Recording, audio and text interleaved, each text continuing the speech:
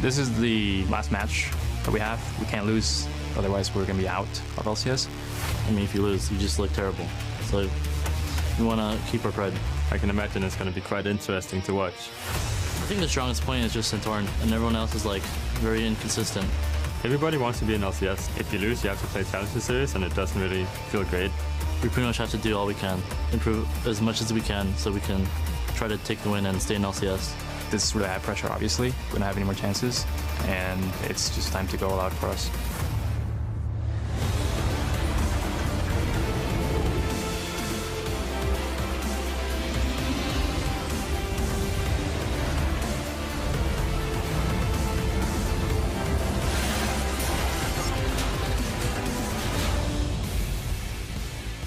Good afternoon, everybody. The North American LCS Promotion Series concludes today. 2 LCS teams arrived here this morning, but only one will go on to the 2017 Spring Split. EchoFox Jungle Hard here, seen setting up, getting ready for today's best of 5. He'll be facing off against NRG, and you can see Santorin. He's going to be coming out alongside mid laner GBM to try to get things started for the day. Thank you very much for joining us, everybody. I'm Rivington Bisson III, joined on the desk by Isaac Azale Cummings Bentley. Isaac, I know you have so much to say. What's up, buddy?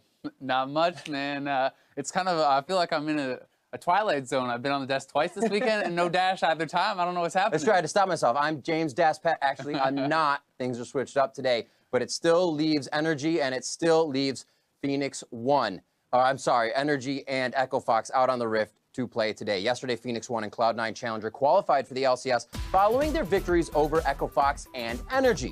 As a result of that, today NRG and EchoFox are forced to battle it out for the last remaining LCS slot right here in just a couple of minutes. And it puts the pressure on. They've kind of felt it for the last bit of the split, Isaac, but coming up to now, they have to leave it all on the Rift or they're going to have to go home. And it's going to be a tough one, and confidence, I think, will come a lot into play, simply because both these teams straight up got blasted yesterday. It was 3-0s across the board. Put it that way. And, I mean, they got to come back, and they got to stay confident, know that they can execute, you know, rely on the successes that they've had in the past. We'll have to see what happens. We are just about ready to jump into game. The teams are ready to get locked in for Champion Select. As we toss to the casters to get underway, GBM has some fighting words for EchoFox. 상대방이 에코폭스라서 좀 부담스럽지는 않아요. 왜냐면 제가 에코폭스한테 진 적이 한 번도 없어서 이번에 좀 프로겐하고 좀 급하고 미안하지만 내가 올라가야겠다. Well, we'll see if that's the case here for GBM and the rest of NRG Esports. We are here and ready to go into the cast. I am David Freak Turley, and watching with me and you, everyone's friend, it's Sam Kobe Hartman Kensler. Hello, friend. Hello, friend. Let's get into it. Let's get into it, absolutely. So EchoFox and NRG are battling it out in a best of 5 with the last spot in the North American LCS 2017 Spring Split up for grabs. Loser goes on a Challenger, winner LCS. Yes, today is a very tense day for both of these teams. As they said on the desk, both these teams got 3-0'd yesterday, and so it's going to take a lot of mental fortitude to come back today, because this is where everything matters. And let's take a look at these two teams. There are bright spots for each team. On NRG, they beat EchoFox twice during the summer split. They have to feel pretty good about that coming in to this series. For EchoFox, though, Froggen has been looking a lot better than GBM. I mean, GBM versus Cloud9 Challenger and versus High had a pretty rough series there for him. And Froggen on EchoFox has been definitely their best player, trying everything he can possibly do in every game that they do play. Absolutely agree, and we've seen Froggen pull several bans sort of every single game they play and still find something nice to play, like the Ardent Sensor Lux in Game 5 against TLA. Maybe we get more good things from them. But let's talk about players on the other side, because whilst Froggen's been good and GBM's not been great, Hard versus Santorin goes the other way. Exactly. Hard has been struggling in EchoFox's series, whereas Santorin, we even saw it in that video, all the other teams are recognizing him as being a huge playmaker for this team. He's doing a lot in the early game. I mean, all those old jokes about him back in 2015 or something are out the window. Santorin has been ganking pretty much all lanes and trying to get anyone ahead for his team. So those are definitely roles that can influence the mid lane matchup as well. So these are two of the ones that we're going to keep our eyes on for this series. Absolutely agree. That 2-on-2 mid jungle going to be a big deal in this matchup, probably for the entire time. So we're going to check out the starting lineup before we get ourselves into the first game. On the blue side for this one is EchoFox with KFO up in the top lane, Hard in the jungle. Froggen in mid, big player for them. Keith at AD carry, big on support. And their coach, Heaven Time. And choosing red side for game number 1, it is NRG. Up top is Quas. In the jungle, Santorin. Mid, GBM. AD carry, OQ. Support, Kiwi Kid. And Coach Hermit on stage. Now, they are having a bit of a sound issue right now, so we're going to delay the champion select for a little bit more, and we can talk more about the importance of this day, because this is the day. We talked a little bit about mental fortitude, but to me, these are the games that it really does come down to that mental game, because both of these teams have been on the bottom of the LCS, and people really underestimate how difficult it is to be a pro player, especially a pro player on one of the teams that are at the bottom of the LCS. Because even though they are better than 99.99% of other league players out there, they get so much criticism. And so a lot of the gameplay here for these teams are the mental fortitude of trying to keep up your attitude and keep your team morale high and come into something like this very focused on what you need to do to win. Right. That's the thing is, like, if you're the 12th best support in North America, like, you're the worst player in this league and everyone's like yelling at you, but you're the 12th best player in your role. Like, that's exceptionally good. And that's kind of the situation some of these players are in right here. And so we can kind of see just what they're able to do for themselves. Echo Fox specifically have had to play a whole lot of games as well. Thankfully for them, they've pulled out a couple of wins. They got that match win over Team Liquid Academy, which is a big deal for them. But since Thursday, this is now their 3rd best of 5. Like, they've had to dump so many games in and make sure that they're ready to go. And the thing is, as well, because they've played so much, of course, these teams are heavily scoutable, right? This is like, in one day, well, now we know your strats, and now we're ready to pick for you. Yeah, and Echo Fox has been very clear kind of with their pick orders. A couple of champions for each role, and they kind of go down the tier list. For top, it has been the Fiora and the Gnar for them. And then jungle, very obviously. Well, the jungle tier list is pretty much the same for everybody. Everyone's playing Rek'Sai Gragas almost all the time. Hard has been going a lot with the Gragas. Trying with that one. And then Froggen actually has a decent amount of wiggle room there, but he's been receiving so many bans, as you talked about. Then it's pretty much been the Vladimir and Malzahar for him. And Soraka, pretty much every game for Big. Every game that they can get it has been Soraka for him. But we'll have to see if NRG are prepared for it, because they definitely have seen the last 2 series where Echo Fox drafted very similar compositions in almost every game.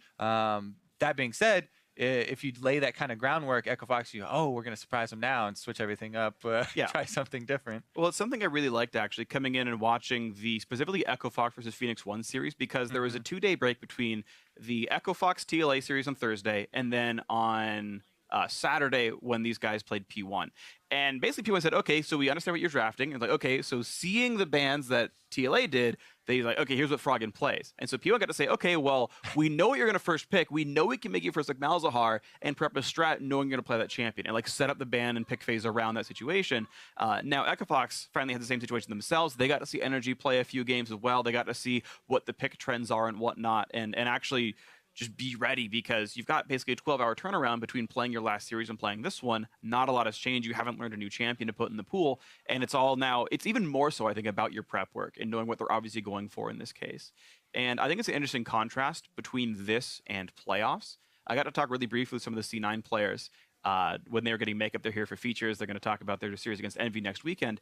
And the thought was like, hey, the metagame is going to evolve every single week in the playoffs, because 615 is going to come out for the playoffs. It's going to change what champions you play. And then after week 1, everyone takes those learnings and applies them to week 2. And then week 2 looks different from week 1. And then the semifinals happen and you apply them again in the 3rd place match in the final. And like, you keep evolving the game every single week, even if you're playing on the same patch. In this case, you don't get a chance to evolve. You get a chance to adapt what your opponents think is good and counter strat them essentially. Yeah, and just to recap for everybody tuning in now, had some audio issues that we're working through at the moment, and so we will get into Champ Select as soon as possible. But yeah, this is everybody's getting pretty antsy so far. I mean, we have one of these teams that was in the North American LCS during Summer Split that will not be with us, probably going to the Challenger Series.